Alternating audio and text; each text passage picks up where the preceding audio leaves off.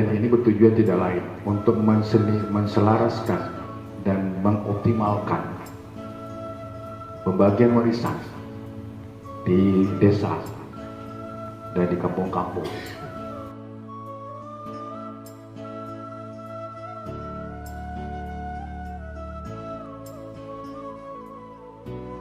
Saudara, dalam pertemuan hari ini,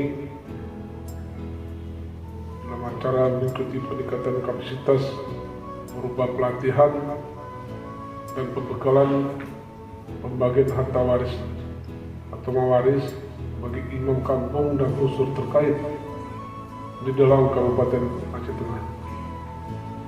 Keikutsertaan saudara dalam kegiatan ini selain sebagai ajang silaturahmi, menurut hemat kami juga menandakan semangat dan keinginan kuat untuk belajar dan membekali diri dengan keilmuan agar dapat berguna bagi diri sendiri dan membawa kemanfaatan bagi umat.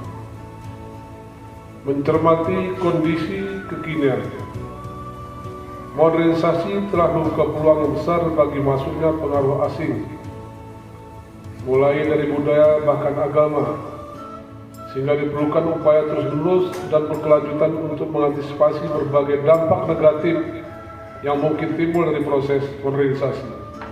Untuk itu kami menekankan agar jangan berhenti untuk terus membekali diri dan meningkatkan kapasitas pribadi, karena menuntut ilmu hukumnya wajib. Dan bagi memiliki kelebihan, menyampaikan untaian ilmu merupakan suatu kemudahan untuk lebih banyak mendulang pahala dari Allah Subhanahu wa Ta'ala.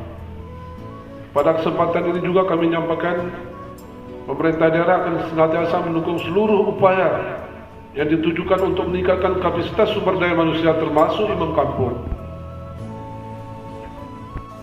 Akhirnya dengan mengharapkan ridha dari Allah Subhanahu wa Ta'ala, seraya mengucapkan Bismillahirrahmanirrahim, pelatihan dan pembekalan mawaris pembagian harta warisan bagi imam kampung dan unsur terkait di Kabupaten Aceh Tengah tahun 2021 dengan resmi kami nyatakan dibuka. Wassalamualaikum warahmatullahi wabarakatuh.